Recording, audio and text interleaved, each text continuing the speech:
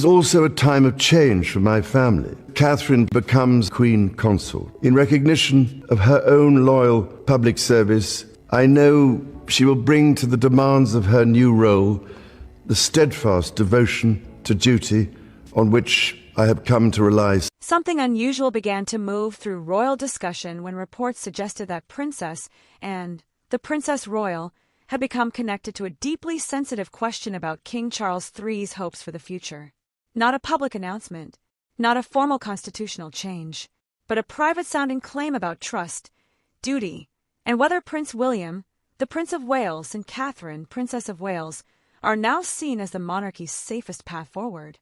For a family built on ceremony, timing, and carefully measured language, even the suggestion of such a moment carries enormous weight. Because when royal observers speak about a king's wish, they are not simply speaking about personal affection. They are speaking about legacy. They are speaking about the emotional direction of the crown. And they are speaking about the quiet pressure that gathers around the people who may one day be asked to carry the monarchy through its next great transformation. Buckingham Palace has not publicly confirmed any private instruction, sealed message, or formal wish from King Charles III naming William and Catherine as anything beyond their existing constitutional future. That distinction matters.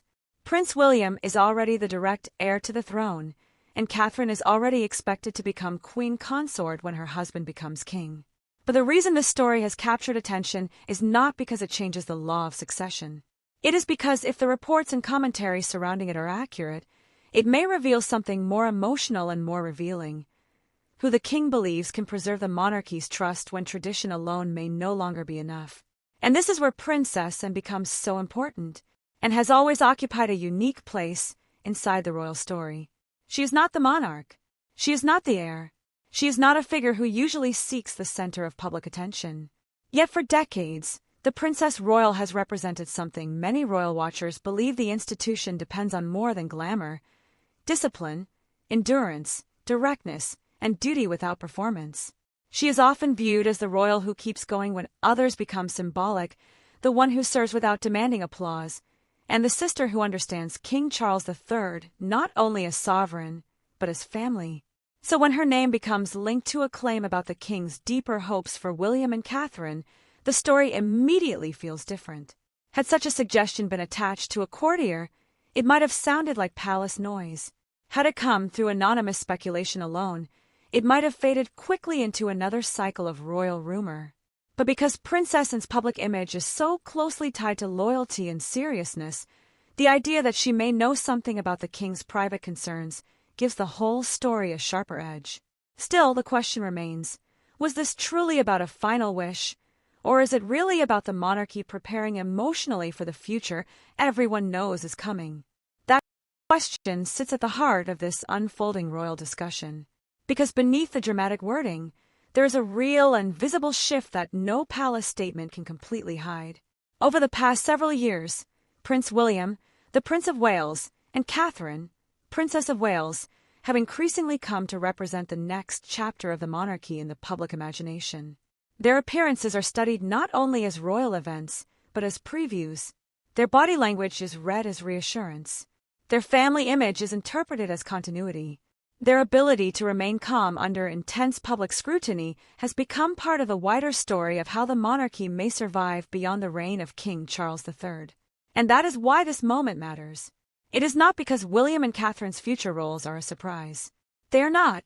It is because the emotional center of the monarchy may already be moving toward them before the crown itself has changed hands. That is a much more delicate matter. For any reigning monarch, the future must be prepared without making the present appear weak. The heir must become visible without seeming impatient.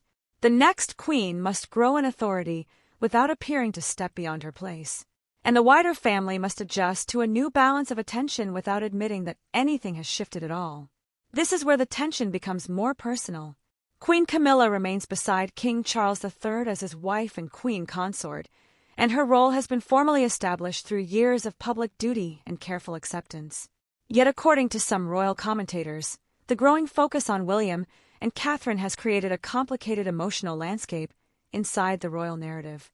Not because Camilla is being removed, And not because Catherine is replacing her in any formal sense, but because public attention can become its own kind of power. When people begin looking toward the future with more confidence than they look toward the present, the palace has to manage more than schedules. It has to manage feeling. And feeling is one of the most powerful forces in monarchy. The crown survives through law, but it endures through belief. People must believe that the next generation is ready. They must believe that the family can absorb pain without breaking. They must believe that the institution can modernize without losing the symbols that made it recognizable in the first place. If King Charles III is indeed thinking deeply about William and Catherine's future place, as commentators suggest, then this is not merely a family matter. It is an institutional question wrapped in emotion. Was Princess Anne's reported role simply that of a loyal sister protecting her brother's confidence? Or does her presence in this discussion suggest that the king may trust her to understand what others might find too painful to say aloud? That is the quiet power of the story. It does not begin with a crown being passed. It begins with the possibility that the monarchy is already asking itself who can carry the public's trust when the next chapter arrives. William may be the legal future, but Catherine has increasingly become part of the emotional answer. And Princess Anne, with her lifelong reputation for duty, may be the figure royal watchers look to when the family needs someone strong enough to face the truth without decoration. But that still leaves the most sensitive question unanswered. If this reported wish was not really about succession, then what was it about? Was it about King Charles III's confidence in his son, his admiration for Catherine's steadiness, or a deeper concern that the monarchy must be protected before uncertainty has the chance to define it? To understand why the story has become so powerful, we have to look beyond the headline and into the quiet shift that had been building around William and Catherine long before the public noticed. That quiet shift did not announce itself with one dramatic ceremony or one carefully staged palace photograph. It appeared gradually, through the kind of details royal watchers often notice before official language ever catches up. The way attention gathers around a couple before they speak, the way public sympathy settles around familiar faces during uncertain times, and the way the future begins to look less like an abstract constitutional fact and more like a living presence inside the monarchy's daily rhythm. For William and Catherine, that shift has never been only about rank. The Prince of Wales was born into the line of succession, but public confidence is not inherited in the same way a title is. It has to be earned slowly, through restraint, visibility, composure, and the ability to make people feel that the crown still understands the country it serves. That is why some royal commentators believe the current discussion around the king's reported hopes has struck such a deep chord.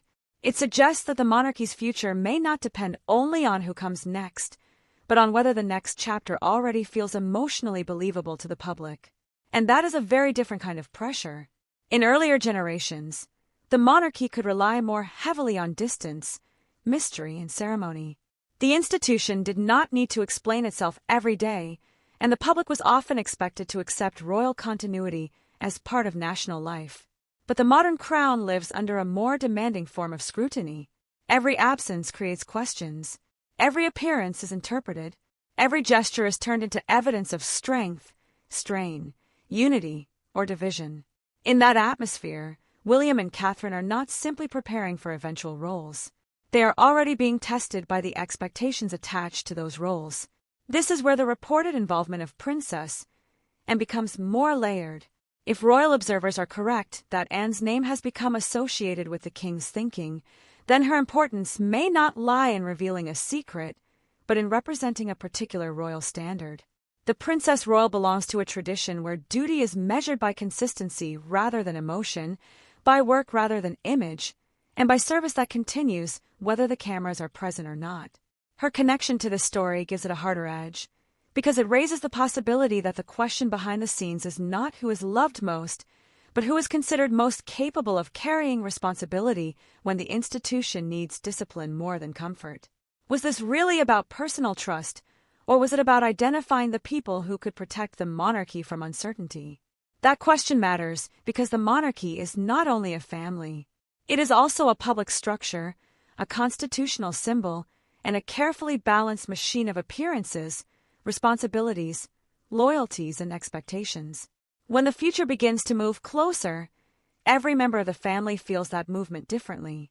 For William, it may mean the slow disappearance of the final distance between son and sovereign. For Catherine, it may mean the transformation of public admiration into a heavier form of national expectation. For Anne, it may mean standing as a witness to duty at a moment when sentiment could cloud judgment.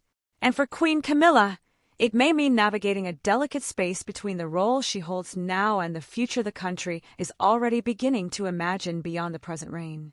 None of this needs to be hostile to be sensitive. That is what makes the situation so complex. Royal power rarely shifts through open confrontation. More often, it shifts through emphasis. One name appears more often in commentary. One couple becomes the focus of long-term confidence. One royal figure is described as reassuring. Another is framed as transitional. And slowly, without any formal announcement, the emotional architecture of the monarchy begins to rearrange itself. According to some royal watchers, this is what may be happening around William and Catherine. The public has long understood that they are the future king and queen, but increasingly, they are spoken about as the stabilizing center of the monarchy's next era. That distinction is important. Being next is a matter of succession. Being seen as necessary is a matter of trust. And if the king's reported wishes have become part of that conversation, then the implication is not simply that Charles recognizes the obvious line of inheritance. It is that he may understand how much the monarchy's survival now depends on public belief in the couple who will one day carry it forward. For Catherine, that belief carries its own quiet burden. Public affection can appear gentle from the outside, but inside royal life, affection becomes expectation. The more people see her as calm, gracious, and steady, the more they look to her during moments of tension. The more she is described as the future of the monarchy, the less room she is given to simply be human in public. This is one reason the discussion around her role feels so emotionally powerful. She is not being imagined merely as a supportive royal wife. She is increasingly being interpreted as part of the monarchy's emotional protection. And that creates a question the palace cannot easily answer.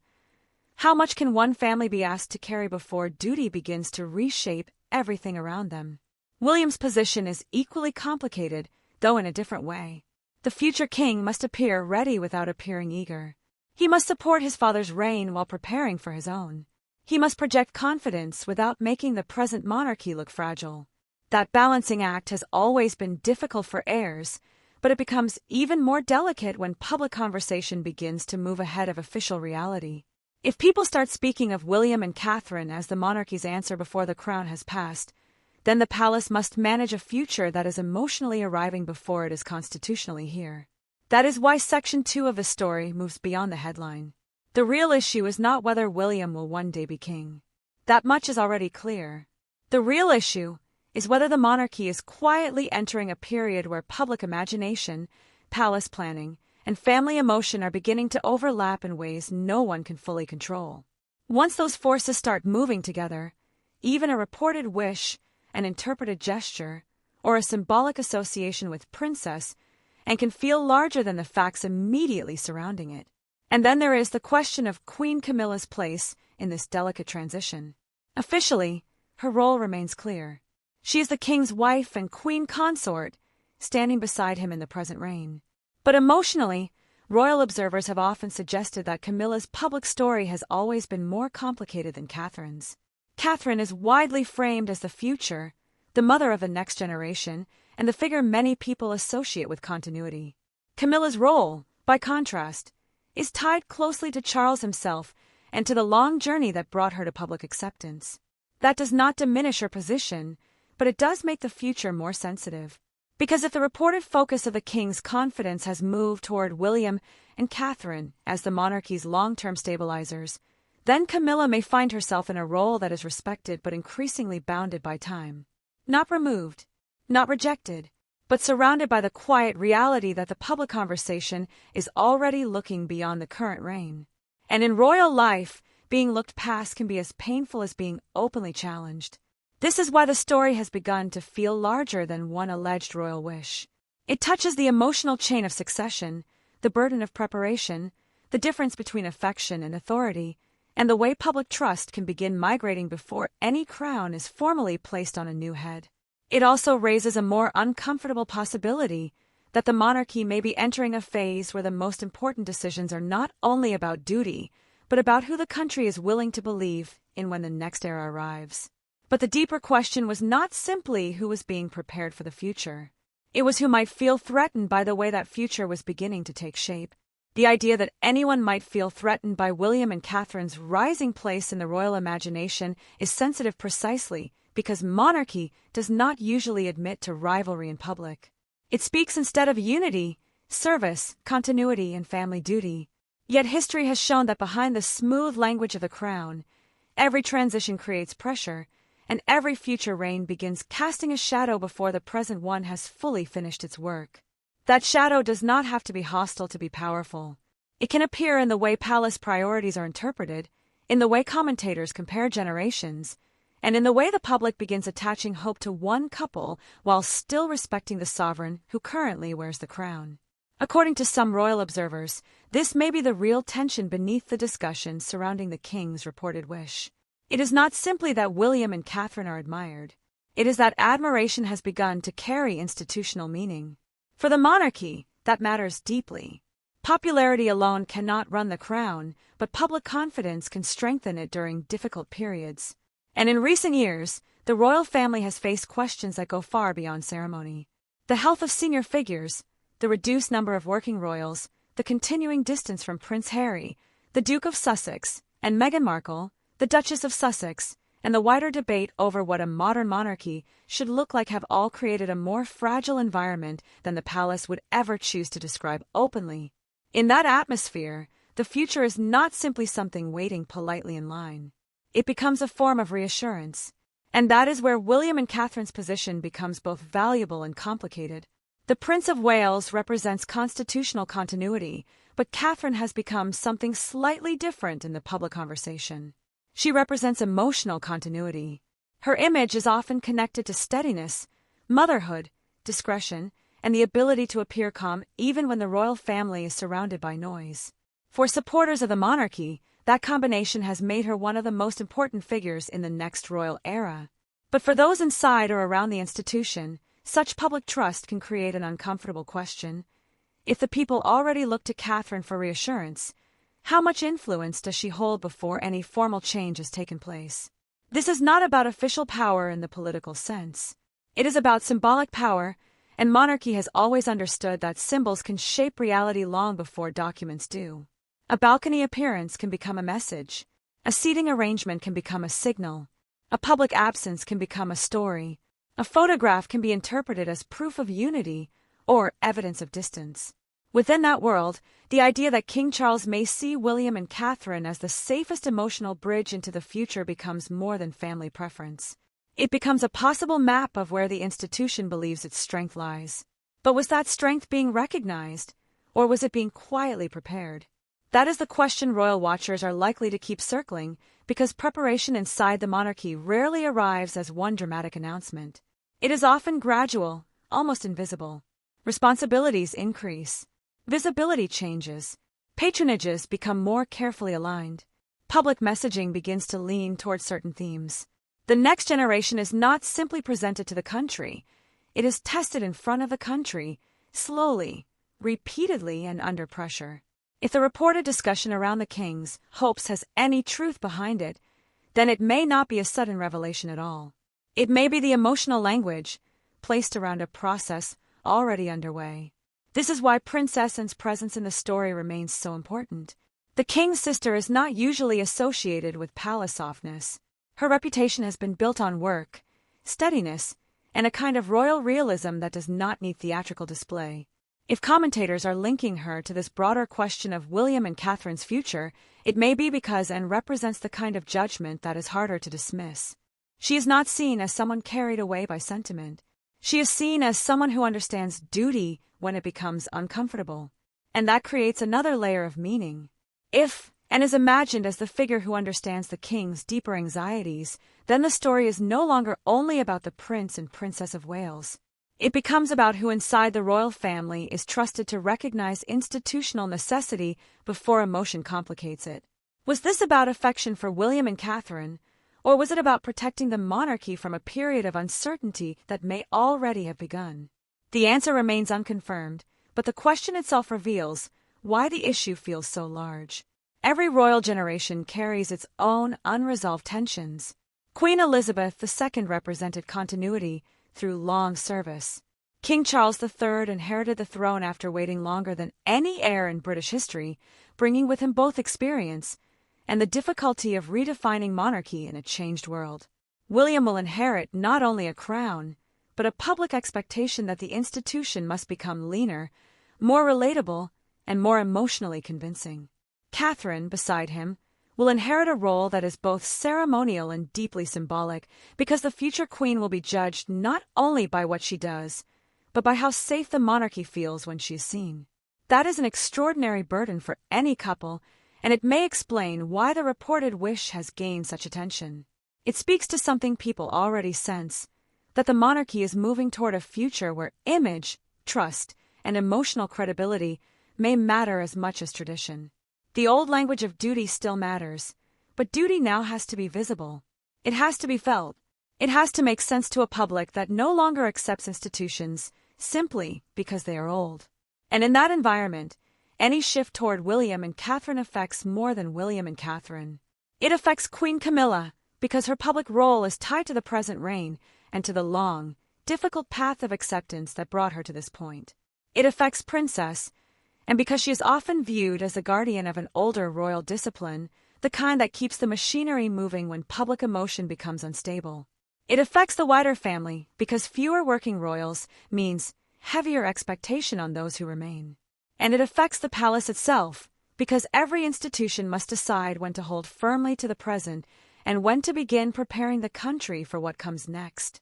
That balance is never simple. Move too slowly, and the monarchy risks appearing unprepared. Move too quickly, and it risks suggesting that the present reign has already become a bridge to something else. This is the delicate space Charles must occupy.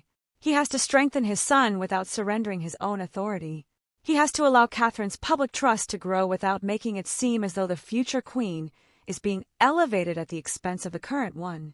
He has to preserve unity, while knowing that public attention naturally creates comparison. And comparison may be the quietest danger in the entire story. Because once the public begins comparing eras, people stop seeing the monarchy as one continuous institution and begin reading it as a series of emotional choices. They ask who feels more reassuring, who seems more stable, who appears more connected to ordinary families, who represents the future with the least difficulty. These questions may never be asked directly by the palace, but they exist in commentary, in public reaction, and in the silence between official statements. Some royal commentators believe this is where the reported focus on William and Catherine becomes especially significant. It may suggest that the monarchy understands its future strength will not come from ceremony alone. It will come from a partnership that people can believe in. Not simply a king and queen in waiting, but a couple who can carry the burden of modernization without appearing to abandon tradition. That is a narrow path, and every step along it will be watched. Yet there is still something unresolved beneath all of this. If the future is already gathering around William and Catherine, who decides how quickly that future should move? Is it guided by the king's personal judgment, by palace strategy, by public demand, or by the quiet influence of senior royals who understand the dangers of waiting too long? That is where the story begins to move into more serious territory, because a monarchy can survive rumor, speculation, and even family disagreement. What it cannot easily survive is confusion over where authority truly rests. And if the reported wish surrounding William and Catherine has exposed anything, it may be that the royal family is not only preparing for a future reign. It may also be managing the emotional consequences of that future arriving before everyone is ready to name it. But even that does not explain the most sensitive part of the story. Because the real question was no longer whether William and Catherine were becoming central to the monarchy's future. It was whether someone inside the royal world understood just how much that shift could change the balance of power before the public ever saw the full picture. If someone inside the royal world did understand the consequences before everyone else, then the most important part of the story may not be the reported wish itself. It may be the timing. Because in monarchy, timing can carry as much meaning as language. A message does not need to be officially released to influence discussion. A shift does not need to be announced to begin changing perception. And sometimes, the most revealing royal moment is not what is said publicly, but what the institution allows people to start believing. That is why the conversation around William and Catherine now begins to feel more serious. It is no longer simply about admiration for the Prince and Princess of Wales, or speculation about what King Charles may privately hope for the future. It is about whether the monarchy is quietly reaching a point where the emotional center of gravity is moving ahead of the official structure. The crown still rests with the king. The present reign still matters. But according to some royal commentators, the future may already be taking shape in the way the public, the press, and even palace observers interpret the roles of those around him. This is where the pressure begins to rise, because the monarchy depends on a delicate illusion of seamless continuity. The public is meant to see one family, one institution, one line of service moving steadily from generation to generation. But behind that image sits a much more complicated reality. Each reign has its own priorities. Each royal couple carries a different emotional meaning. Each generation must decide what to preserve, what to soften, what to modernize, and what to leave behind. If William and Catherine are increasingly viewed as the safest emotional bridge into the future, then the palace has to manage a transition of feeling long before any formal transition occurs. And feeling, once it moves, is difficult to contain. For Queen Camilla, that reality may be especially complex. Reports and commentary have often framed her role as deeply connected to Charles's personal story, his long journey to the throne, and the life he built beside her before and after becoming king. Her position is formal, visible, and historically significant. Yet the growing focus on Catherine creates a different kind of comparison, one that is not written into law but lives in public imagination. Camilla represents the present consort. Catherine represents the future one. And when public confidence starts leaning toward the future, even respectfully, it can make the present feel more exposed. This does not mean there is open conflict. Buckingham Palace has not publicly confirmed any internal dispute over William and Catherine's place, nor any private confrontation connected to the king's alleged wishes. But royal history shows that transitions do not need open conflict to become emotionally charged. They become sensitive because people begin reading meaning into silence, into visibility, into who stands where, who is mentioned first, who appears most often, and who seems to carry the public's trust most naturally. Was this simply the normal movement of succession, or was something more strategic beginning to unfold? That question matters because the monarchy has learned, sometimes painfully, that public opinion cannot be treated as decoration. It is part of the institution's survival. In past generations, loyalty to the crown could be assumed more easily, protected by tradition and distance. Today, the royal family must repeatedly prove its relevance in a world that questions inherited status more openly than ever before. This means that the figures who generate reassurance become valuable not merely as family members, but as institutional assets. And that is where William and Catherine's position becomes impossible to ignore. The Prince of Wales offers the line of authority. Catherine offers something more subtle, but perhaps just as essential: emotional credibility. Royal watchers often describe her as calm, disciplined, careful, and quietly persuasive. Whether one sees that as personality, training, or public image, the effect is the same.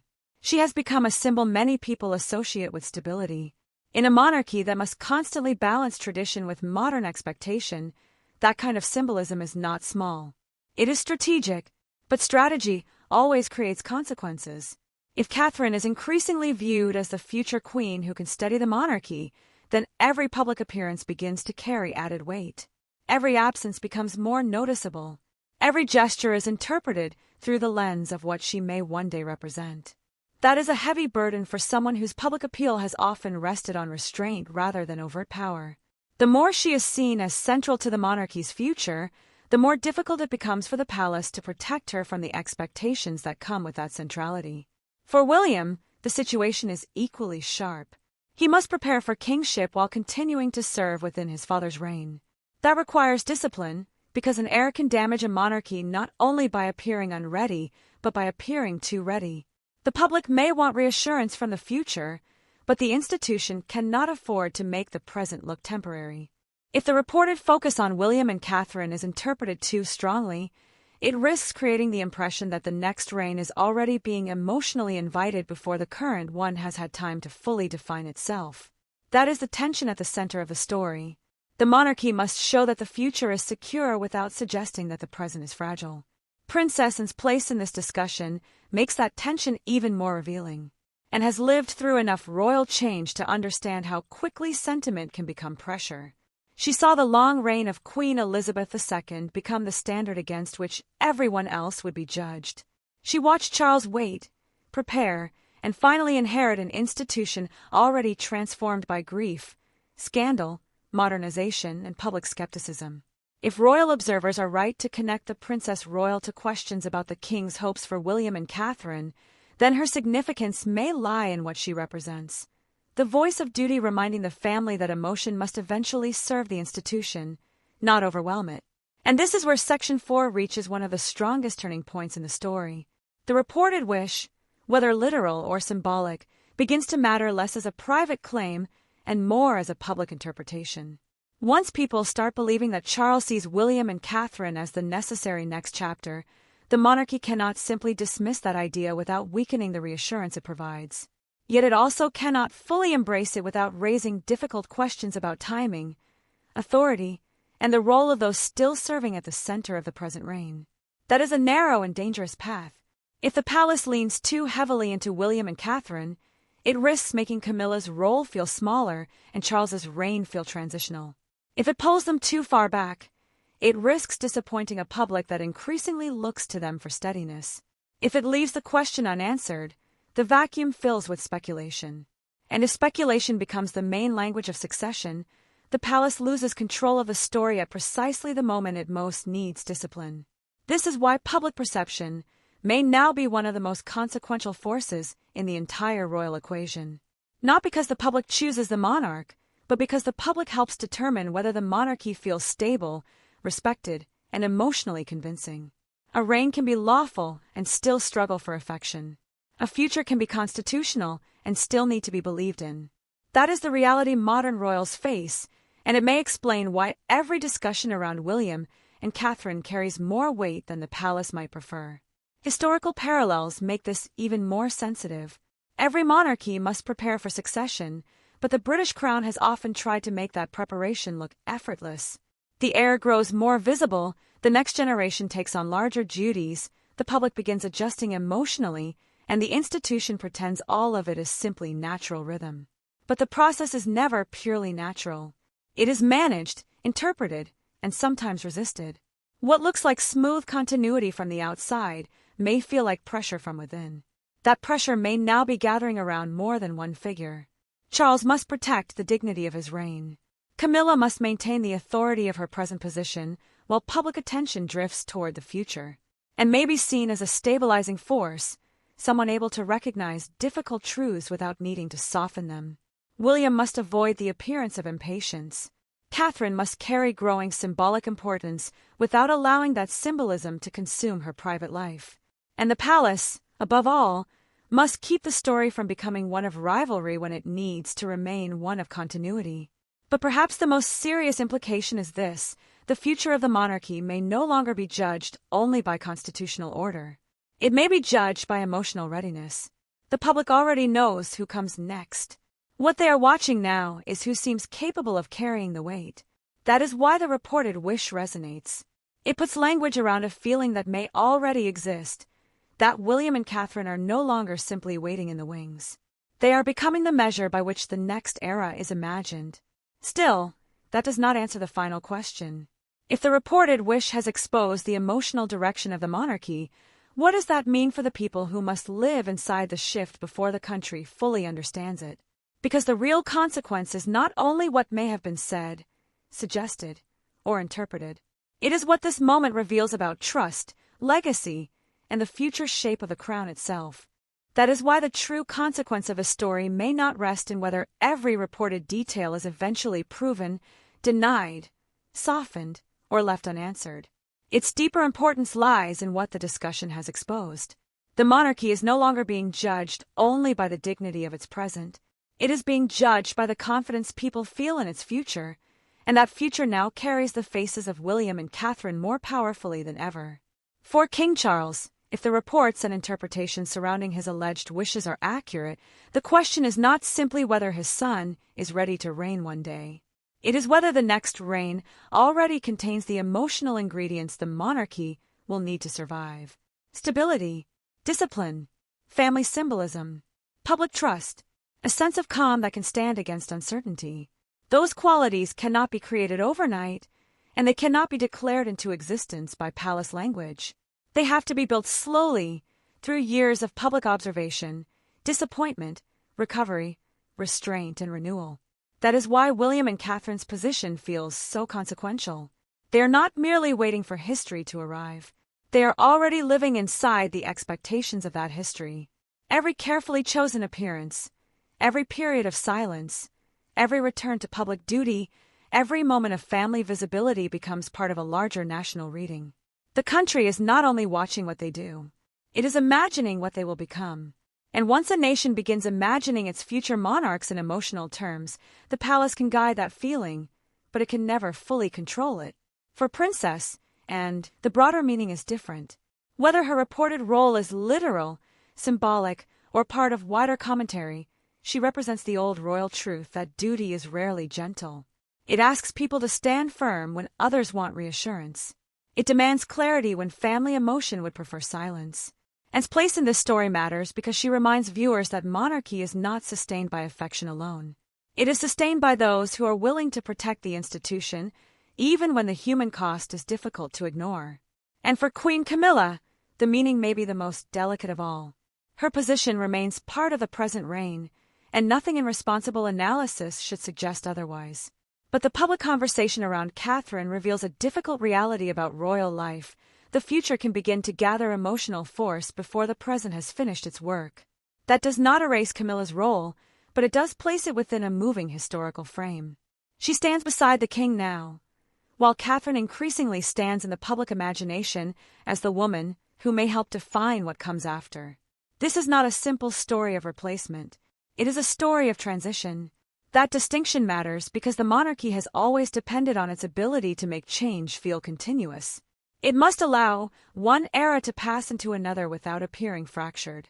It must honor the reign that exists while preparing the reign that will follow. It must protect the dignity of the king while allowing the Prince of Wales to grow in authority. It must respect Camilla's present position while acknowledging Catherine's future significance. And it must do all of this beneath the gaze of a public that notices far more than previous generations ever could. Royal observers may now be watching the small details more closely than ever, not for dramatic proof of secret decisions, but for the quieter signs of institutional direction. Which causes are given greater prominence? Which public events place William and Catherine at the emotional center? How often does and appear as a figure of continuity and discipline? How carefully is Camilla's role balanced against the rising visibility of the next generation? These are not minor questions. In royal life, patterns often speak before announcements do. The long-term consequence may be that the monarchy is entering a phase where succession is no longer only a matter of waiting. It is a matter of preparation in public view. William must increasingly appear like a future monarch without seeming to overshadow his father. Catherine must continue building trust without being consumed by the weight of expectation. Charles must shape his legacy, while knowing that part of that legacy will be measured by how successfully he prepares the country to believe in the reign that follows his own. And that is where the story becomes historically important, because the reign of King Charles III sits between two enormous shadows: the long memory of Queen Elizabeth II and the anticipated future of William and Catherine. Charles is not merely ruling after his mother. He is ruling before his son. That position is both powerful and fragile. It gives him a chance to guide change, but it also means his reign will constantly be interpreted as a bridge between what the monarchy was and what it must become. If the reported wish surrounding William and Catherine has revealed anything, it is that the future of the crown may depend less on ceremony alone and more on emotional credibility. The public must feel that the next king and queen understand restraint, service, family, hardship, and duty in a modern world. They must believe that the monarchy can still represent stability without seeming distant, tradition without seeming frozen, and continuity without ignoring the need to evolve. This is why the story was never only about one alleged royal message, one reported royal feeling, or one symbolic moment. It is about the slow transfer of trust from one generation to the next. It is about the private weight behind public duty. It is about the people who stand near the crown before the crown reaches them, and the way their lives begin to change long before history officially names the change. So what do you think? Was this simply one royal development shaped by speculation and commentary, or does it point to a much larger shift inside the monarchy? Are William and Catherine merely preparing for roles they were always destined to inherit, or are they already becoming the emotional center of the next royal era? Share your thoughts in the comments below. And if you enjoyed this deep royal analysis, be sure to subscribe and turn on notifications so you never miss our next documentary-style royal story. Because in the end, the future of the monarchy may not arrive with a sudden announcement, but through the quiet moment when the public begins to believe it has already seen who is ready to carry the crown forward. King Charles spent a short period of time in hospital today. A phrase began moving through royal discussion with the weight of something far larger than ordinary speculation. The time has come. 4 simple words, yet in the world of monarchy, they suggest timing, duty, surrender, and the question no palace ever wants to face too soon. What happens when the future starts arriving before the present is ready to let go? Reports and royal commentary have placed King Charles III at the center of a deeply sensitive conversation, one that touches not only his reign, but the emotional future of the crown itself. The claim that abdication papers may have been signed has not been given the kind of public official confirmation that would turn it into constitutional fact, but the reason the discussion has become so powerful is because it reaches directly into the most fragile part of any monarchy, the moment when authority begins to shift from one generation to the next. For most families, a father stepping back would be private. It would be discussed in quiet rooms, carried through emotion, and understood only by those closest to him. But for the royal family, nothing about transition is ever only personal. A single phrase can become a national question. A document, even one only discussed in reports, can become a symbol. A pause in public life can become a theory. And when the name of Prince William, the Prince of Wales, enters that conversation, speculation stops feeling distant and begins to feel like the first outline of a new reign. That is what makes this moment so charged. Charles did not come to the throne as a young monarch with decades ahead of him to define the role slowly. He inherited the crown after a lifetime of waiting, after the long reign of Queen Elizabeth II had already shaped public expectations of what monarchy should feel like. His reign began not only with ceremony, but with comparison. Every step has carried the shadow of history, the burden of public adjustment, and the knowledge that his own son stands closer behind him than he once stood behind his mother. And that closeness matters. William is not simply the next name in the line of succession.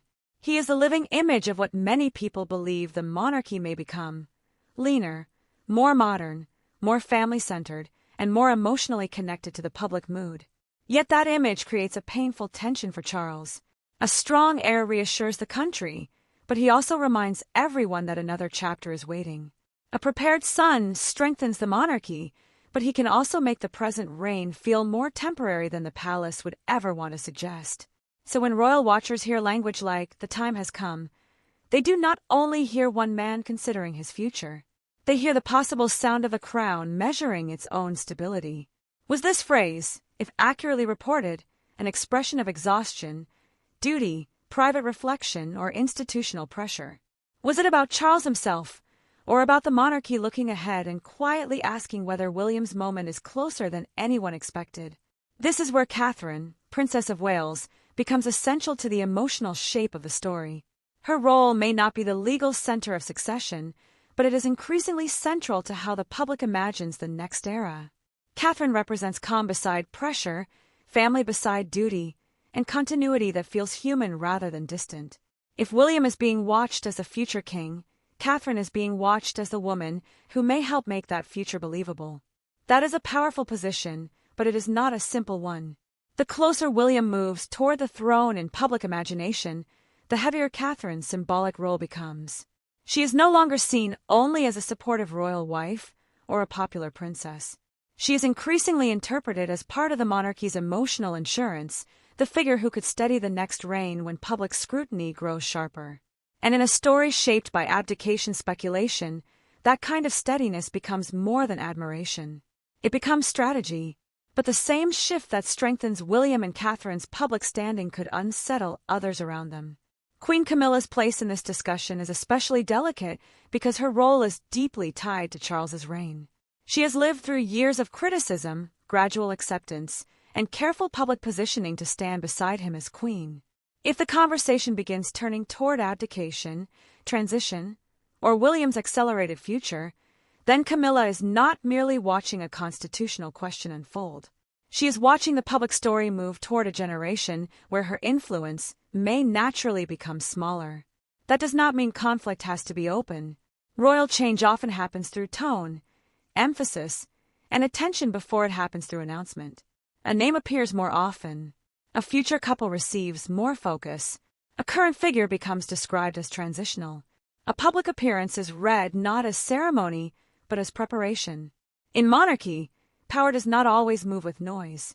Sometimes it moves through where people begin to look. And people are looking at William. They are looking at whether he appears ready without seeming impatient. They are looking at whether he can support Charles without being swallowed by the pressure of what comes next. They are looking at whether Catherine can continue to carry public trust without allowing expectation to harden around her. They are looking at whether Camilla can remain secure in the present while the country's emotional attention increasingly drifts toward the future. And they are looking at whether Charles himself is shaping a legacy that may be judged not only by how he reigns, but by how he prepares to hand forward the institution he waited so long to lead. That is why this reported moment feels larger than the claim attached to it. The monarchy has always depended on continuity, but modern continuity is no longer automatic. It must be shown. It must be felt. It must reassure a public that has become more questioning, more watchful, and less willing to accept inherited authority without emotional proof. In that environment, any suggestion of signed papers or private readiness becomes explosive because it gives form to a question already gathering quietly in the background. Is the next chapter being prepared faster than the public has been told? Princess and the Princess Royal also belongs naturally in this kind of discussion because she represents the harder edge of royal duty and has spent decades showing that service is not built on drama, but on endurance. If the monarchy ever faced a genuine transition crisis, royal observers would expect her to understand the difference between emotion and institutional necessity. She is the kind of figure who reminds the family that the crown cannot afford confusion, especially when the country is already watching for signs of weakness. And that is the first real layer of conflict. Not Charles against William, not Camilla against Catherine, not one dramatic confrontation at the center of the palace. The deeper conflict is between feeling and function. A king may feel the weight of his years, his reign, his health, his family, and his legacy. A son may feel the pain of being prepared to inherit while his father is still present. A wife may fear the shrinking of a role she fought hard to secure. A future queen may understand that every step closer to the throne takes something from private life. But the monarchy itself cannot be governed by feeling alone. It must protect rhythm. It must protect confidence. It must protect the image of certainty. That is why the words, "the time has come," carry such force, even before every detail is clear. They suggest not only a decision, but a reckoning. They raise the possibility that Charles may be facing the most difficult royal question of all, whether holding on protects the crown, or whether preparing to let go could become the final act of service. And once that question appears, everything changes. Because this is no longer just about one reported document, one phrase, or one wave of palace speculation. It is about whether the monarchy is entering a moment when the future can no longer remain politely in the distance, and whether William and Catherine are already being drawn toward a responsibility that may arrive before the family, the palace, or the public is fully prepared to name it. That quiet shift, if it is truly taking shape, would not begin with a balcony speech or a sudden public handover. It would begin in smaller ways: a change in tone, a heavier emphasis on William's duties, a sharper focus on Catherine's steadiness, and a growing sense that the monarchy is preparing the country emotionally before it ever explains anything formally. That is why the discussion around the reported papers feels more serious than ordinary palace speculation. It is not only the possibility of abdication that has unsettled royal watchers. It is the thought that planning may already be moving beneath the surface, not necessarily as a dramatic exit for Charles, but as a controlled effort to make sure the crown never appears uncertain. Monarchy survives by appearing continuous, even when the people inside it are facing some of the most painful decisions of their lives. For Charles, the hidden pressure is almost impossible to separate from the symbolism of his reign. He spent decades as the longest-serving heir in British history, shaped by waiting, preparation, frustration, and public judgment. To step back too soon, even in theory, could look to some like surrender. To stay too long under visible strain could invite a different kind of concern. That is the cruel balance facing any sovereign in a transitional age. The crown must look steady, but the man wearing it is still human. And that human side may be the reason the phrase, "the time has come," has landed so powerfully. According to royal commentators, the words suggest more than administrative planning. They suggest an emotional threshold, the kind of private recognition that duty has entered a new stage. If accurate, it would not simply mean that Charles is considering what happens next. It would mean he understands the monarchy may one day require a decision that is painful precisely because it is loyal. But was this about Charles losing confidence in his own reign, or about the institution quietly protecting itself before doubt could spread? That question opens the deeper layer of the story. Because the palace, as an institution, has always had to think beyond personal feeling. A monarch may experience grief, fatigue, pressure, or hesitation, but the crown cannot be seen to hesitate. If senior figures around Charles are discussing transition more seriously, as some observers have speculated, then their concern may not be emotion alone. It may be timing. It may be optics. It may be the fear that uncertainty, once visible, can travel faster than reassurance. This is where William's position becomes more difficult. The Prince of Wales may be the obvious future of the monarchy, but being obvious does not make the burden lighter. A future king must be ready without appearing to wait. He must accept preparation without seeming to push his father aside. Every additional responsibility can be read two ways: as support for Charles, or as evidence that power is already shifting. That is the narrow path William must walk, and it becomes even narrower when abdication language enters the public imagination. Catherine's role in that path is equally important, though more subtle.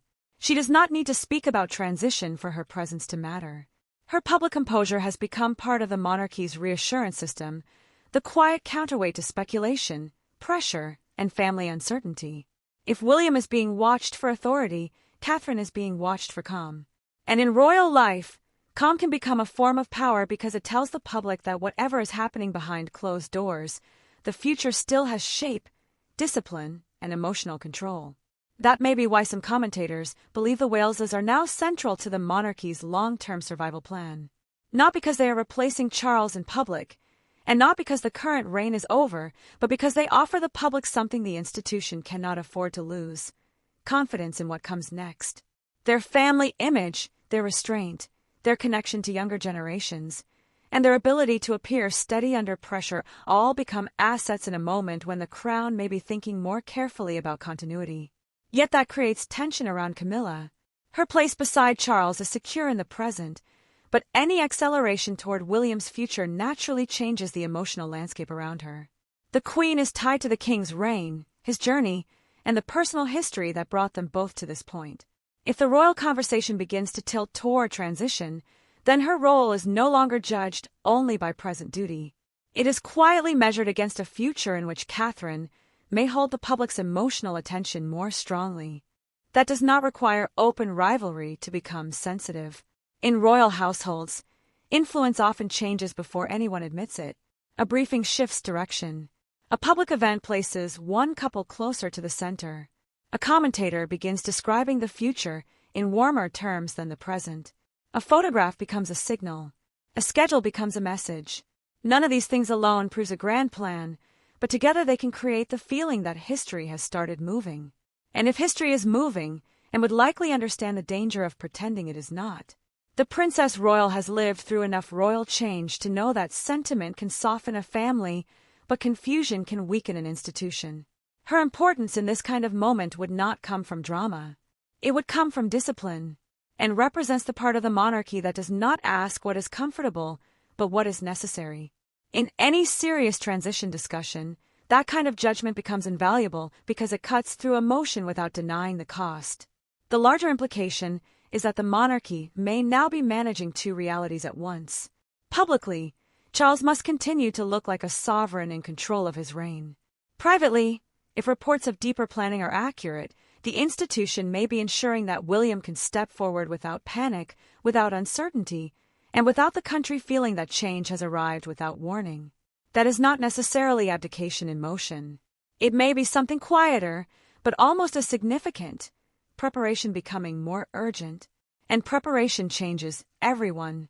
It changes Charles because every act of support given to William can feel like a reminder of what must eventually be handed on.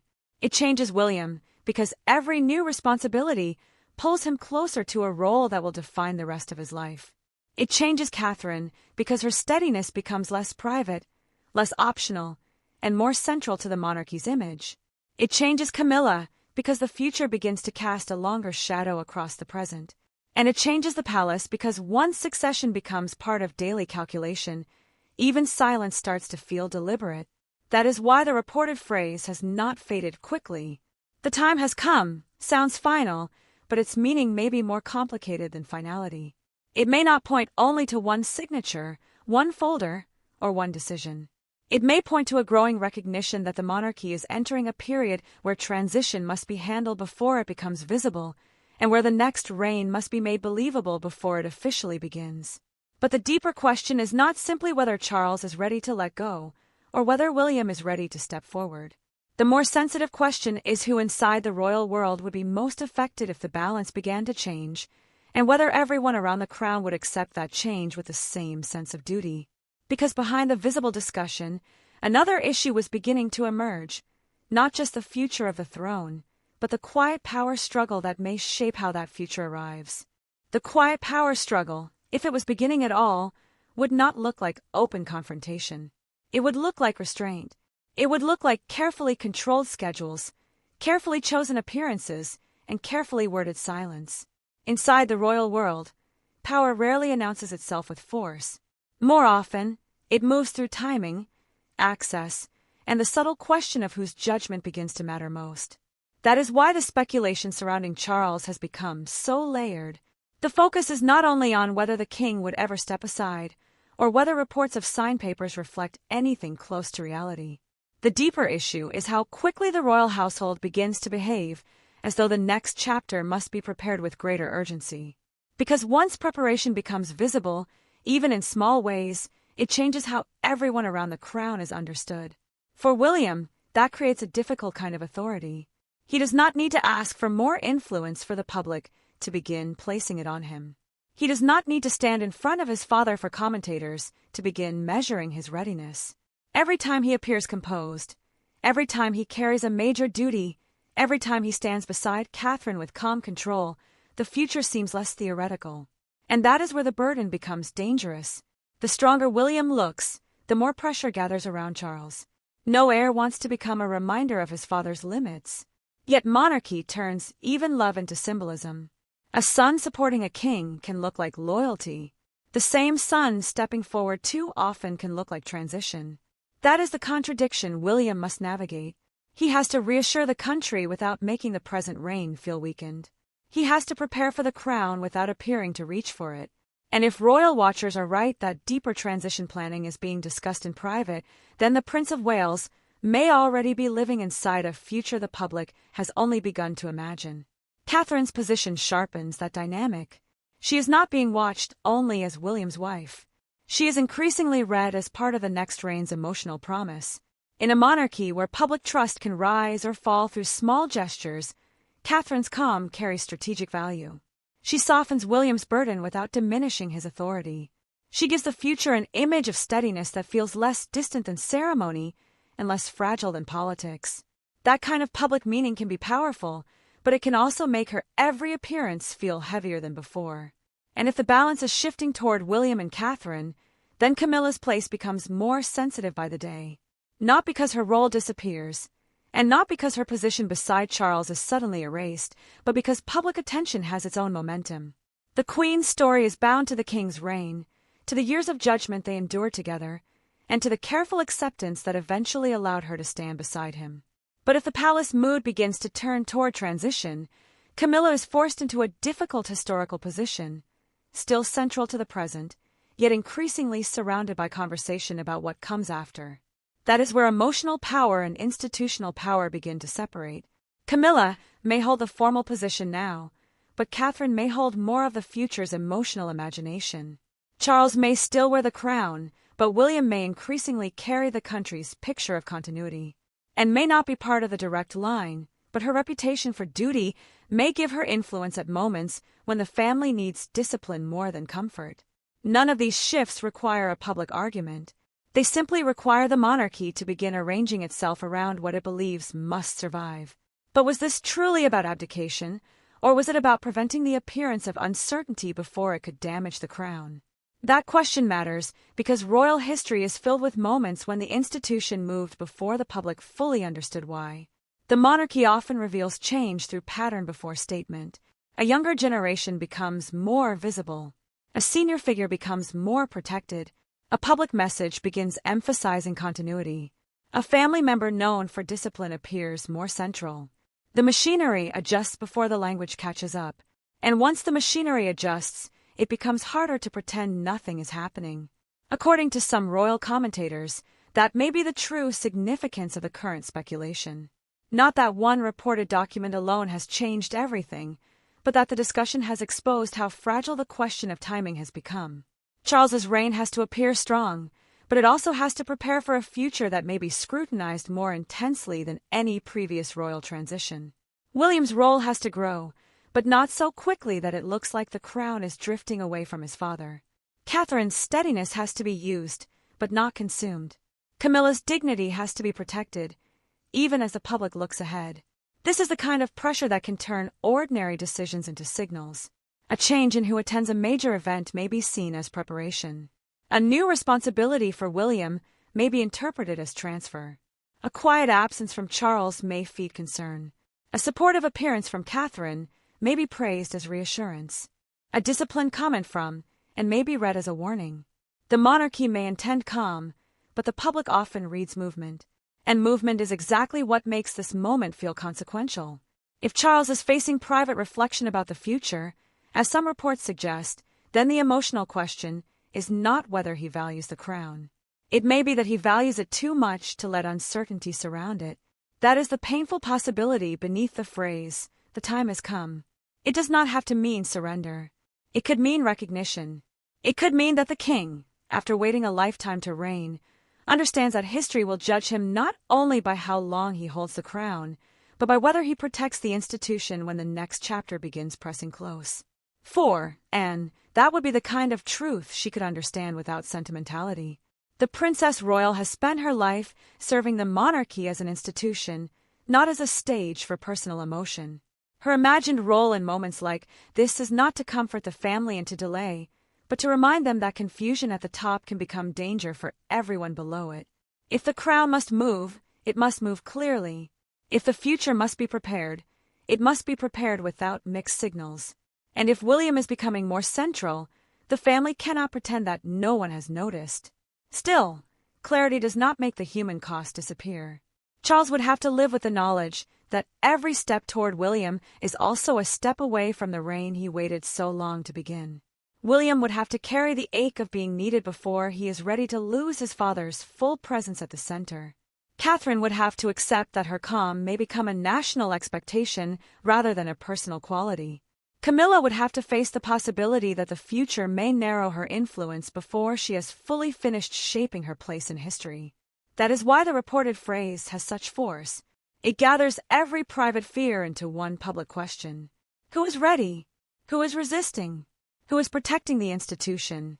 And who understands that once the balance begins to shift, it cannot easily be moved back? But even that does not explain the most sensitive part of the situation, because the real turning point may not be whether Charles has considered stepping aside or whether William is being prepared more urgently. It may be the moment when those around the crown realize that the future is no longer waiting quietly in the distance, and that one decision behind palace walls could force every hidden tension into the open. If one decision behind palace walls could force every hidden tension into the open, then the danger was never only the decision itself. It was the speed with which the people around the crown would have to adjust once the possibility became impossible to ignore. A monarchy can survive rumor when it remains outside the gates. It becomes far more difficult when the rumor begins to resemble preparation. That is why the atmosphere surrounding the reported abdication discussion feels so charged. The palace does not need to announce every internal calculation for royal observers to sense when pressure is rising. Sometimes the first sign of change is not a statement, but a shift in behavior. Who appears more often, whose duties seem heavier, whose silence becomes more studied, and whose role begins to feel less certain than it did before. If the speculation around Charles has done anything, it has made those details suddenly feel loaded with meaning. For Charles, the pressure would be unlike any other moment of his reign. The king is not simply a man being discussed by commentators. He is the sovereign whose personal strength, public rhythm, and sense of command shape how secure the monarchy appears. If reports suggesting deeper transition planning are accurate, then every movement around him becomes delicate. Too much visible support from William could raise questions. Too little could suggest the future is not ready. Too much explanation could feed the speculation. Too much silence could allow it to grow. That is the impossible royal balance. The crown must appear calm while preparing for uncertainty. It must show continuity without revealing fear. It must protect Charles's dignity while ensuring William is never caught unprepared. And the more intense the conversation becomes, the more every royal figure is forced into a role they may not have chosen, but cannot easily refuse. William's role becomes the most exposed. The Prince of Wales is expected to be ready, but not eager, visible, but not dominant, supportive, but not overshadowing. If the public begins to see him as the answer to uncertainty, that may strengthen the monarchy, but it also places a quiet strain on his relationship with his father's reign. A future king can become reassuring to the nation and painful to the present at the same time. That contradiction is where the emotional cost begins to show. William cannot step too far forward without seeming to pull history toward himself. Yet he cannot step back too much without allowing the country to wonder whether the next chapter has enough shape. If a transition is ever being considered more seriously behind closed doors, then the future monarch would already be living inside a rehearsal for power before anyone publicly names it as such. Catherine's presence becomes crucial in that rehearsal. She is not the one who inherits the throne, but she helps determine how the next reign feels to the public. Her steadiness gives William's authority a softer edge. Her composure helps transform pressure into reassurance. And if the monarchy is entering a more sensitive phase, the Princess of Wales may be asked, without a formal announcement, to carry more symbolic weight than ever before. That is where admiration becomes expectation. The public may praise Catherine for calm, but calm can become a duty. It can become something people demand from her in every appearance, every absence, every moment of strain. If William is being drawn closer to the center, then Catherine is drawn with him, not as decoration beside power, but as part of the emotional structure that makes that power acceptable. For Camilla, the consequences would feel different. Her public position remains attached to Charles's reign, but a stronger focus on William and Catherine naturally changes the atmosphere around her. It does not remove her from the present. It does not erase the journey that brought her to this place. But it does mean that any movement toward transition makes the future feel less like an eventual chapter and more like a presence already standing in the room. That is a painful kind of royal displacement because it rarely happens through one dramatic act. It happens through attention. The cameras linger elsewhere. Commentary warms around the next generation. Public sympathy begins attaching itself to what comes after. The present is still respected, but the future becomes emotionally brighter. And in monarchy, emotional brightness can quickly become influence. Princess, and would understand why that kind of ambiguity is dangerous. The Princess Royal has lived through the long discipline of royal service, and her public image is built on the idea that duty cannot be managed through sentiment alone. If the family is being pulled toward a more serious transition conversation, Anne's instinct would likely be toward clarity, not comfort. She knows that confusion at the top does not remain private. It travels through staff, schedules, public messaging, government expectation, and eventually national confidence. That is why one of the strongest turning points may not be a dramatic signature or a whispered phrase. It may be the moment when the palace begins acting as though the future must be protected more firmly than the present can comfortably admit. Once that happens, every choice becomes strategic. William's workload becomes a signal. Catherine's visibility becomes reassurance. Camilla's placement becomes a matter of sensitivity. Charles's public appearances become tests of confidence. And steadiness becomes part of the institutional shield. And from that point onward, the story moves beyond speculation into public meaning. Because the public does not need access to private rooms to form an interpretation. People read monarchy through images, timing, and tone. They notice whether Charles appears forceful or tired. They notice whether William seems burdened or prepared. They notice whether Catherine looks calm enough to steady a future reign. They notice whether Camilla appears central or increasingly framed by the shadow of what comes next. Even without official confirmation, perception begins to build its own version of events. Was this simply reaction to a dramatic claim, or was it part of a wider institutional calculation? That question is now difficult to avoid. If the monarchy ignores the speculation completely, it risks allowing others to define the narrative. If it pushes back too hard, it may make the issue feel more serious than it wants.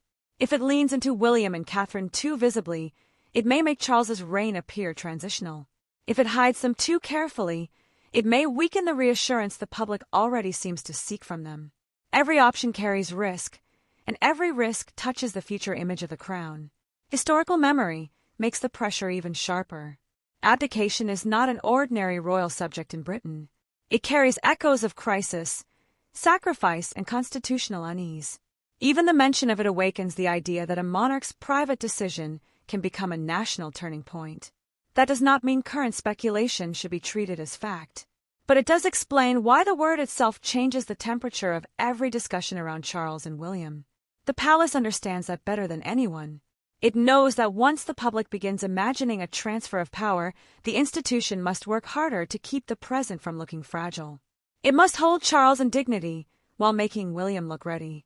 It must allow Catherine's reassurance to be felt without turning her into a substitute center too soon. It must protect Camilla from being written out of the present while acknowledging that the public imagination is already moving toward the next reign. That is the real escalation. The monarchy is not only managing one reported development, it is managing the emotional consequences of people believing that change may be closer than they thought. And belief, once it settles into public conversation, can become almost as powerful as announcement. If reports of signed papers are exaggerated, the monarchy still faces the question they have raised. If the speculation fades, the pressure beneath it may remain. And if transition planning is quietly becoming more serious, then every person near the crown will have to decide whether to resist the shift, soften it, or help guide it before it becomes impossible to control. The most important consequence, then, is not whether one phrase has been repeated in royal circles. It is whether the phrase has exposed a reality already forming beneath the surface. Charles's reign may now be judged by how securely it prepares William's, and William's future may now be shaped by how carefully he steps forward without wounding the father he is destined to follow. And that is where the final question becomes impossible to ignore.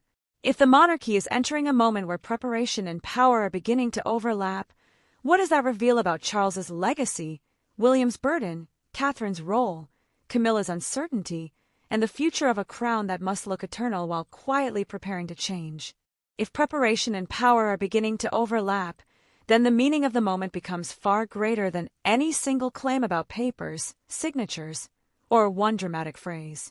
It becomes a test of how the monarchy handles transition before transition is official, and how a family built around duty survives the emotional strain of knowing that the future is already pressing against the present. For Charles, the deepest question is no longer simply whether he remains strong enough to reign. It is whether his reign will be remembered as a bridge, a pause, or a period of careful preparation for what comes next. That is a difficult place for any monarch to stand. He waited most of his life for the crown, but history may judge him not only by how he wore it, but by how wisely he protected it when the next generation began to move closer. If reports and royal commentary around the phrase, "the time has come," have revealed anything, it is that the public is no longer watching Charles alone. It is watching what Charles makes possible. That is where legacy becomes complicated. A monarch's legacy is not built only from speeches, ceremonies, and public duty. It is built from timing. It is built from judgment. It is built from the ability to understand when the institution needs steadiness more than pride.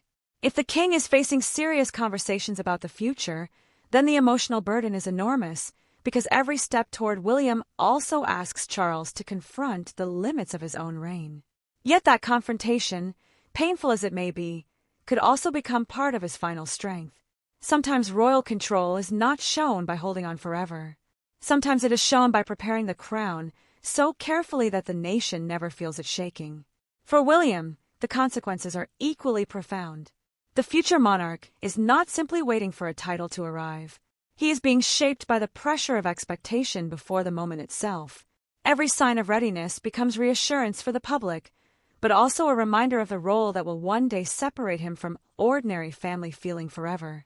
If people begin to look to him as the answer to uncertainty, then his burden grows long before any formal change takes place. He must become more visible, more decisive, and more royal, while still appearing loyal to the father whose reign he is destined to follow. That is the quiet ache inside succession.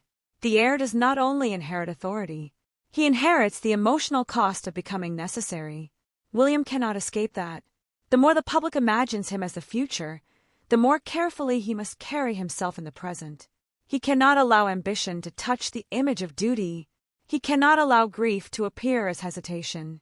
He cannot let preparation look like impatience. And if the monarchy is moving into a more serious phase of long-term planning, then his greatest test may be learning how to step forward without making Charles look as though he has stepped back. Catherine's role may prove just as important, though in a quieter way.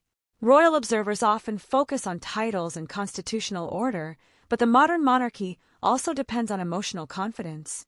Catherine gives the future a human face. She represents calm under pressure, continuity through family, and the kind of visible steadiness that can make an uncertain public feel that the next chapter will not be chaotic. That does not mean her role is easy. In fact, it may mean the opposite. The more she is trusted, the more she is expected to absorb the atmosphere around her without disturbing it. That is why her position matters beyond popularity. Catherine is becoming part of the monarchy's emotional architecture.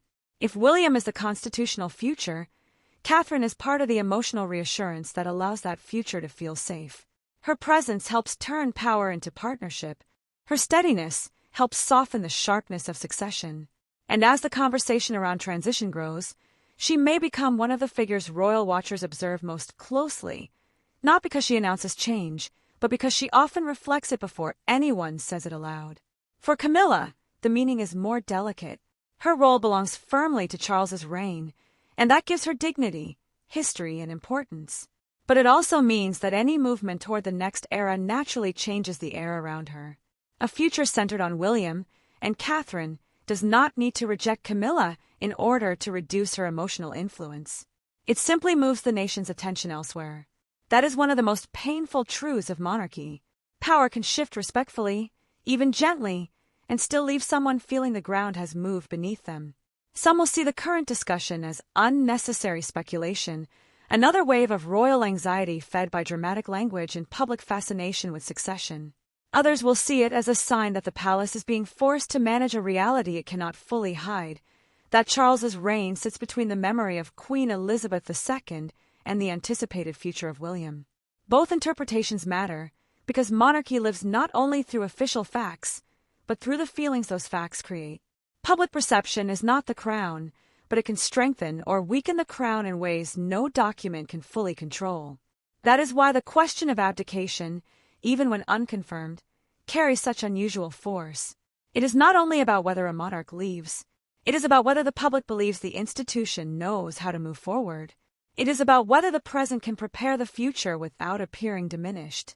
It is about whether a family can protect unity while quietly rearranging power.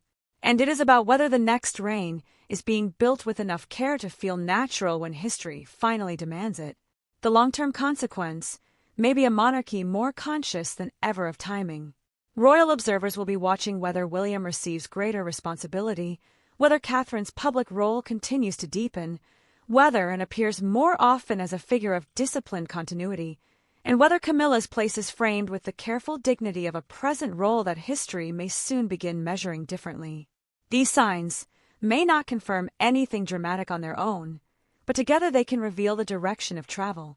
In royal life, the pattern often speaks before the announcement, and perhaps that is the real transformation unfolding behind palace walls.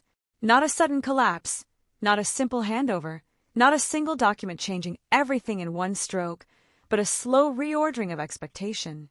Charles remains central to the present. William is becoming harder to separate from the future. Catherine is becoming more essential to the emotional image of that future. Camilla is navigating the painful space between loyalty to the current reign and the reality of what comes after. And the institution itself is trying to make all of that look seamless, because seamlessness is one of monarchy's oldest survival tools. The phrase, "the time has come," may never mean only one thing. It may be read as duty, fatigue, courage, strategy, or speculation. But its power lies in the question it leaves behind. When does a monarch know that preparation has become more important than delay? When does an heir stop being a distant promise and become the quiet center of national reassurance?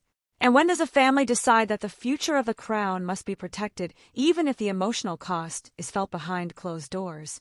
So what do you think? Was this simply one royal development shaped by reports and speculation, or does it point to a much larger shift inside the monarchy? Is Charles's greatest legacy still being written through his reign, or through the way he prepares William and Catherine for what comes next? Share your thoughts in the comments below. And if you enjoyed this deep royal analysis, be sure to subscribe and turn on notifications so you never miss our next documentary-style royal story. Because in the end, the future of the monarchy may not arrive with one announcement, one signature, or one perfect moment, but through the quiet realization that history has already begun moving toward the people who must carry the crown next. It's actually the people around the whole world logging onto Netflix last night to find not one, not two, but 3 episodes from the new Harry and Meghan documentary.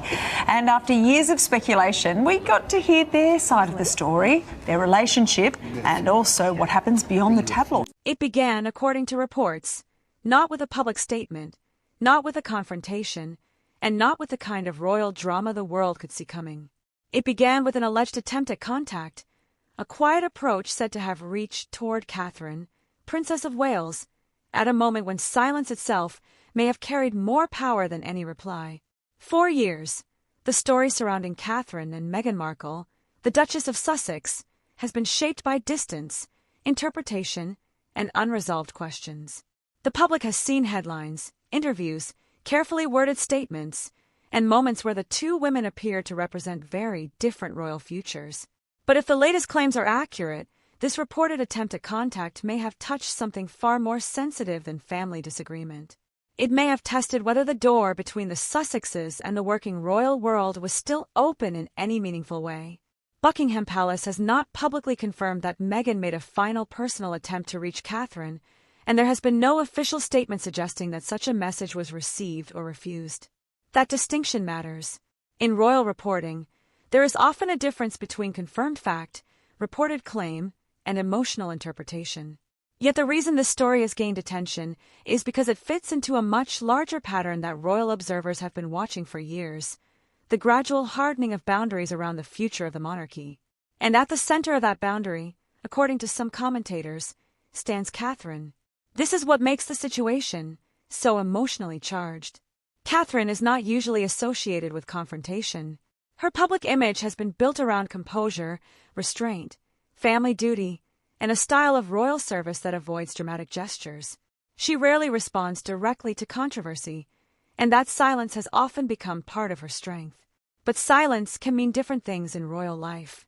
Sometimes it means dignity, sometimes it means protection, and sometimes, when a relationship has been tested too many times, it becomes the clearest answer a person can give.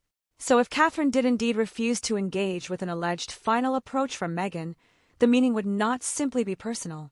It would be symbolic. It would suggest that the Princess of Wales may now understand her role not only as a wife, mother, and future queen, but as someone whose smallest action can affect the emotional stability of the crown. A private reply, even one written with kindness, could be interpreted as an opening. A short acknowledgement, could become a headline. A single conversation could be read as reconciliation, negotiation, hesitation, or weakness, depending on who tells the story afterward. And for a monarchy still trying to protect its future image, that risk may have become too great to ignore. But was this really about Meghan, or was it about what Meghan's access now represents? That question sits quietly beneath the surface of this entire story. Because the relationship between the Sussexes and the royal family is no longer just a family wound. It has become a question of trust, public narrative, institutional protection, and the limits of forgiveness when private pain has repeatedly become public debate. Prince William, the Prince of Wales, has often been portrayed by royal commentators as deeply protective of his family's peace, especially where Catherine and their children are concerned. King Charles III, meanwhile, has had to carry the burden of a father and a monarch, balancing personal feeling against the stability of the institution he leads. In that difficult space, Catherine's position is uniquely exposed. She is not the monarch, and she is not the heir, but she is increasingly seen by many as one of the monarchy's most important emotional anchors. Her choices are watched not only as personal decisions, but as signs of what the next royal era may value. If she appears open, it may suggest healing. If she remains silent, it may suggest finality. If she draws a boundary, it may tell the public that the future queen is no longer willing to allow old conflict to define the path ahead.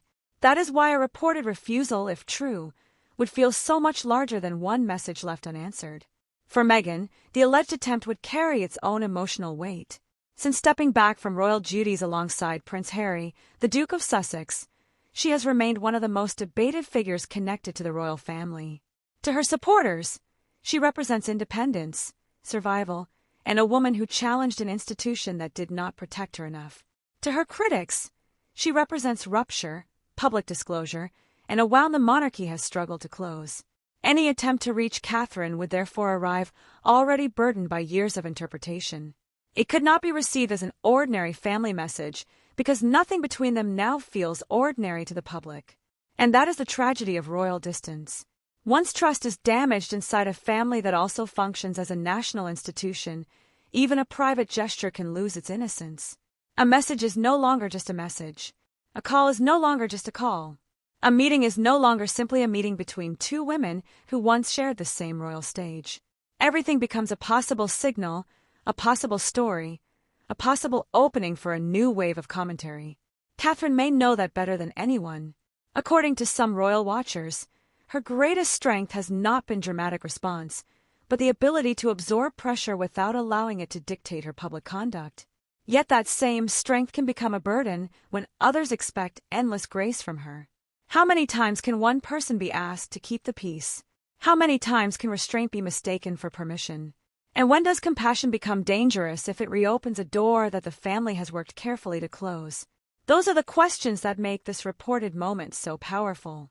Because if Catherine chose silence, it may not have been an act of cruelty. It may have been the decision of someone who understood that the monarchy's future cannot keep circling the same unresolved conflict. The Princess of Wales has spent years becoming a symbol of steadiness, and steadiness sometimes requires refusing to be pulled back into a story that has already taken too much emotional space. For the public, that may look cold. For the palace, it may look necessary. For Catherine herself, if the reports are accurate, it may have been one of the hardest kinds of decisions, a boundary drawn without anger, but also without retreat. Still, the larger mystery remains. What exactly was Meghan reportedly hoping to achieve through this alleged final approach? Was it reconciliation, reputation repair, personal closure, or one last attempt to prove that a royal door had not fully closed?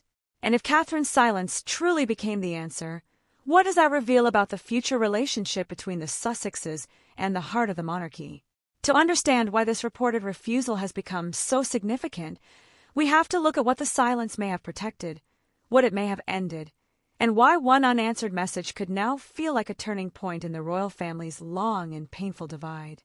What the silence may have protected is the part of a story that royal observers are now studying most closely, because a refusal, if it happened, would not only close a personal exchange, it would protect a boundary that has become central to the monarchy's ability to move forward. In ordinary family life, silence can be painful, even unfair. But inside the royal world, silence can also be strategy, and strategy often appears cold only because the alternative would be far more damaging. According to some commentators, the alleged approach from Meghan would have arrived into a royal household that has spent years learning one difficult lesson. Private contact does not remain private for long when the wider story is already loaded with mistrust. A message can be described, a tone can be interpreted, a sentence can be taken apart. A conversation meant to heal can become another public disagreement about who was sincere, who was responsible, and who failed to understand the other side. That is why the question was never simply whether Catherine should answer. It was whether any answer could remain harmless once it existed. This is where the situation becomes larger than one woman refusing another. Catherine's public silence, if the reports are accurate, may have protected the future shape of the royal household from being pulled backward into an old pattern. For years, every attempt to discuss reconciliation between the Sussexes and the working royals has carried the same risk. Hope on one side, suspicion on the other, and a public waiting to decide who behaved more nobly. But the monarchy cannot function forever as a stage for unresolved family pain. At some point, royal observers believe the institution must decide whether healing is still possible or whether distance has become the only way to preserve stability. And that decision affects far more people than Catherine and Meghan. For William, the issue is likely to be understood through protection rather than public image alone. The Prince of Wales has a future role that requires discipline, emotional control, and a careful understanding of what can be allowed near the center of royal life. If Catherine were drawn into another cycle of contact, interpretation, and possible public fallout, it would not simply affect her privately. It could affect the emotional foundation of the Wales family, the image of the future king and queen, and the calm they are expected to project as the monarchy moves toward its next era. That may explain why some royal watchers see the alleged refusal as a turning point, not because it was dramatic, but because it was controlled. A dramatic response would have created noise. A harsh statement would have created sympathy for the other side. A carefully worded palace line might have kept the story alive for days. But silence leaves very little to debate. It gives no quotation, no opening, no emotional performance. It may wound, but it also protects. And in a family where words have often become weapons, the absence of words can become the strongest defense. But was Catherine's reported silence only personal self-protection, or was it also part of a wider royal calculation? That question matters because the monarchy is currently operating in a period where fewer people carry greater weight. King Charles has his own reign to define. Queen Camilla has her own public role to sustain. William and Catherine are increasingly viewed as the future. Princess and the Princess Royal continues to represent duty and resilience. Against that backdrop, the Sussex question is not merely a private family wound. It is a question of how much disruption the institution can allow near those who are expected to carry its next chapter. For Meghan, the alleged silence would carry a different meaning. If she truly hoped for contact, even a brief one, then the lack of response would not simply feel like distance. It would suggest that the emotional route back toward the royal center has become almost impossible to reopen. Publicly, there can still be polite statements, family references, and carefully managed moments of restraint. But privately, according to this interpretation, the line may have become firmer than many people realized. The difficulty for Meghan is that silence does not give her a clear opponent. It does not argue. It does not accuse. It simply refuses to participate. That kind of refusal can be more final than anger. It also places Prince Harry in a deeply complicated position. The Duke of Sussex remains connected to the royal family by birth, memory, and history, yet his life now exists largely outside the working structure of the crown. If Meghan's alleged approach was partly an attempt to soften the atmosphere around them, then Catherine's reported non-response would reveal how little personal goodwill may remain available as a bridge. Harry may still be the king's son and William's brother, but the route back toward trust may no longer run through emotion. It may require something far more difficult: time, consistency, and a public silence of his own. And this is where the story begins to reveal its deeper institutional layer. The monarchy has survived crises before, but it survives them by controlling access to the center. Access is not only about invitations or rooms or formal events. It is about who can influence the narrative, who can create uncertainty, who can draw senior royals back into unresolved conflict, and who can make the future look unstable. If Catherine is now viewed as one of the central figures protecting that future, then any approach toward her carries significance beyond the personal.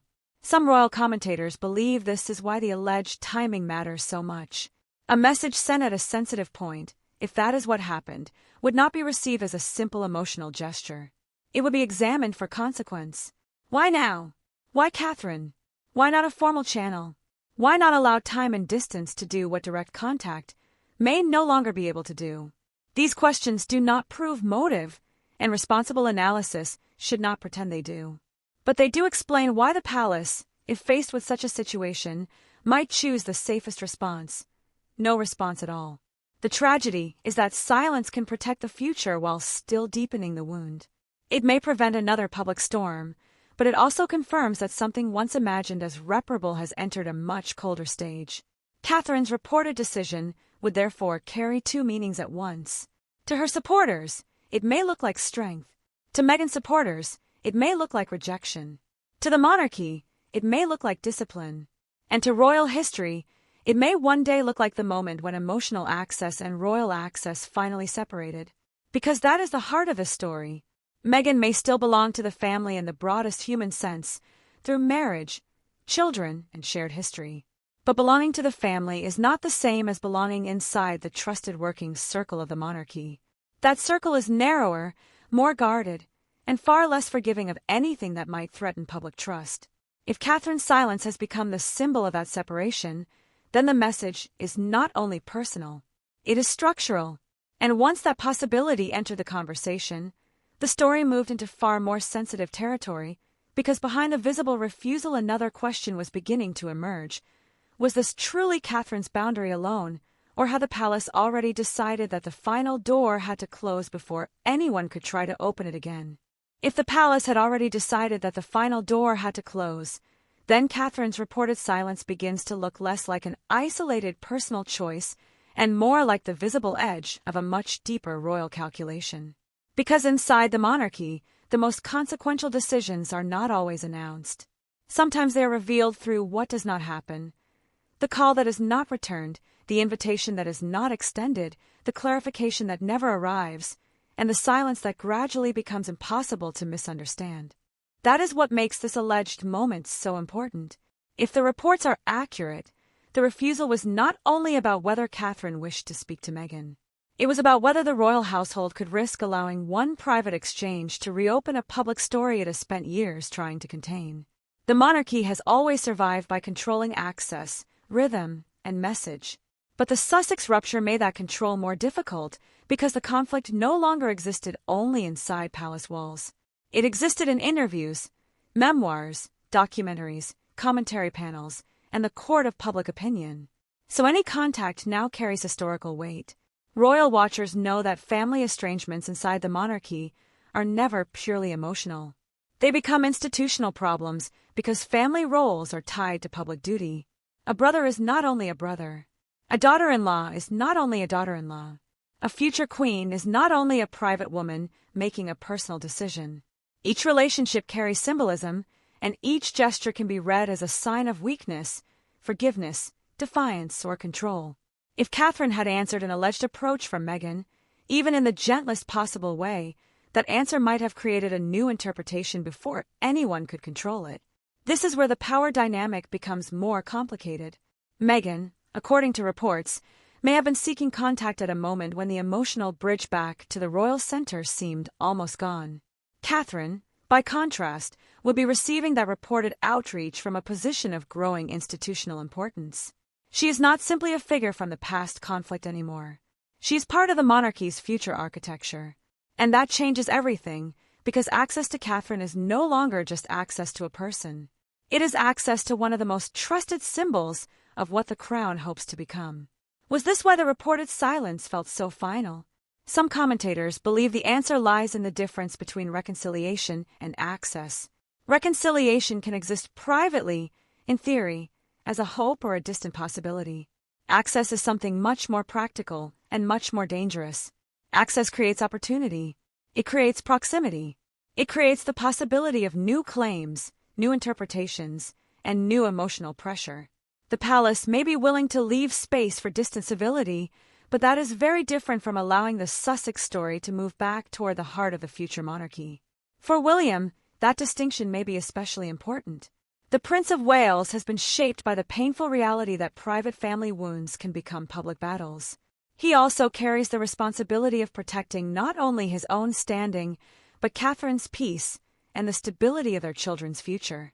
If one alleged message to Catherine could be seen as a route back into royal intimacy, then William would almost certainly understand the risk. Not because compassion has disappeared, but because trust, once publicly broken, cannot be rebuilt through one emotional appeal. And Charles's position is no less difficult. As king, he must preserve the dignity of the crown while also living with the human pain of a fractured family. He cannot be only a father, and he cannot be only a monarch. Every decision sits between those two roles. That is why the reported silence surrounding Catherine, if it reflects a wider palace attitude, may reveal something painful about the current reign. The king may still hope for peace, but the institution may no longer be willing to pay any price for it. That contradiction is one of the most revealing parts of the story. A family may want healing, but a monarchy needs control. A father may want connection, but a sovereign must consider consequence. A future queen may feel sorrow, but she must also understand what her response could unleash. This is where the emotional and institutional worlds collide. And if Catherine's reported refusal was supported, quietly or indirectly, by the wider royal household, then the message would be unmistakable. The royal family may no longer see every emotional appeal as an opportunity for repair. Some may now be viewed as risks to be managed. For Meghan, that would be a devastating shift. It would mean that the question is no longer whether she can explain herself, reach out, or ask for one more conversation. It would mean that the central issue has moved beyond explanation and into trust. And trust inside the monarchy is not restored by urgency. It is restored by time, discretion, consistency, and the absence of fresh damage. That may be the hardest part of the Sussex story now. The door that once might have been reopened by emotion may now require proof that no one is trying to force it open. Harry stands at the center of that contradiction too. He remains royal by birth, yet his public choices have helped create distance from the institution he once served. Some observers believe his position is now more complicated than Meghan's because he carries both the memory of belonging and the reality of separation. If Catherine's reported silence was meant to protect the future, then it may also signal that the old family routes Harry once knew are no longer available in the same way. The brotherhood, the shared history, the private childhood bond with William, none of that disappears,